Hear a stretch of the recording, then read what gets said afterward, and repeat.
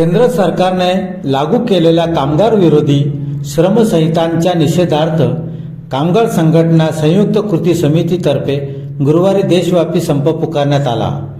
या पार्श्वभूमीवर धुळ्यातही कामगार संघटना संयुक्त कृती समितीतर्फे भव्य मोर्चा काढण्यात आला। शहरातील प्रमुख मार्गावरून मोर्चा नेण्यात आला। ह्युमन क्लबजवळ सहभागी झालेल्या संघटनांच्या वतीने सत्याग्रह करण्यात आला। 21 नोव्हेंबर 2025 रोजी मोदी सरकारने 4 कामगार विरोधी श्रम संहिता अंमलात आणल्या आहेत। आपल्या इतिहासातला भारतीय कामगार वर्गाच्या हक्कांवर केलेला हा सर्वात मोठा आणि गंभीर हल्ला आहे। या अगोदरचे सर्व कामगार कायदे त्यांनी याद्वारे रद्दबातल केले आहेत, असा आरोप कामगार संघटनांतर्फे करण्यात आला आहे। कामगार संघटनांना कमजोर करणे आणि परिणामी त्यांना उद्ध्वस्त करणे एवढेच नव्हे तर त्यांची नोंदणी रद्द करणे सोपे केले आहे। कायदेशीर पद्धतीने संपावर जाणे केवळ अवघडच नाही तर जवळपास अशक्य केले आहे। जे बेकायदेशीर संप करतील त्यांना तुरुंगात टाकले जाईल। या निषेधार्थ हे आंदोलन आहे।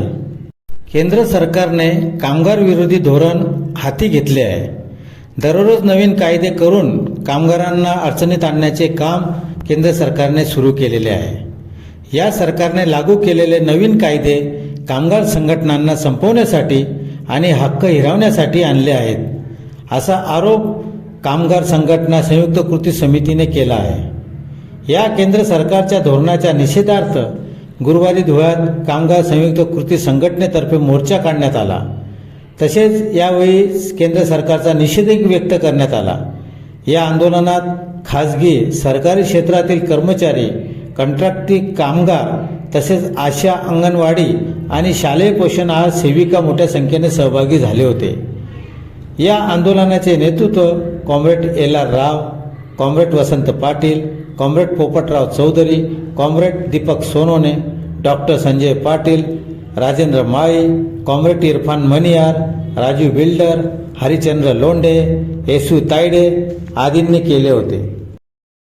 आज वीज महामंडळामध्ये मोठ्या प्रमाणावर खाजगीकरण सुरू आहे। एसटी महामंडळामध्ये मोठ्या प्रमाणावर खाजगीकरण सुरू आहे आणि अशा माध्यमातून जे सार्वजनिक उपक्रम आहे त्या उपक्रमाचं आज जे भांडवलदार आहेत त्या भांडवलदारांच्या घशामध्ये घालण्याचं काम या सरकारने सुरू केलेलं आहे। काही साखर कारखाने मोठेच काम करायचे आणि तेच साखर कारखाने भंगारच्या भावामध्ये यांनी घ्यायचे आणि तेच साखर कारखाने पुन्हा त्यांनी आपलं सुरू करावे।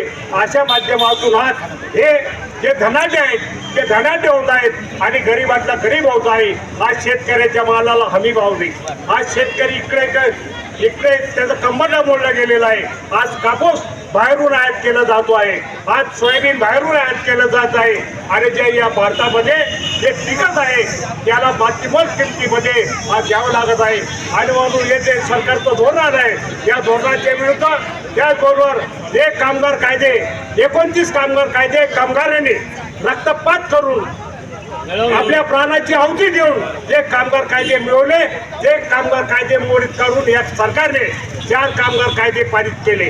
त्या 4 कामगार कायद्यामध्ये आज कंपनीला बंद करण्याचा अधिकार मालकाला दिला, त्या कामगाराला कामावर ठेवायचं की नाही त्याचा अधिकार त्या मालकाला दिला, त्या फॅक्टरीमध्ये विलय स्थापन करायची की नाही तो अधिकार मालकाला दिला आणि अशा माध्यमातून हे मालक धारतीने सरकार या सरकारच्या विरुद्ध आज आम्ही मोर्चा काढलेला आहे। आणि त्याचबरोबर जे 187 उद्योगांमधील जे कामगार आहेत त्यांना न्यूनतम पेन्शन, अल्प पेन्शन म्हणून जी आज 3000च्या पेन्शन देऊन त्यांची मोवर केले जात आहे, त्यामध्ये अनुदान अधिक महागाई भत्ता आणि आरोग्य सेवेचा लाभ द्या अशा माध्यमातून आज आम्ही ती सुद्धा मागणी केलेली आहे। एखादा अपराधी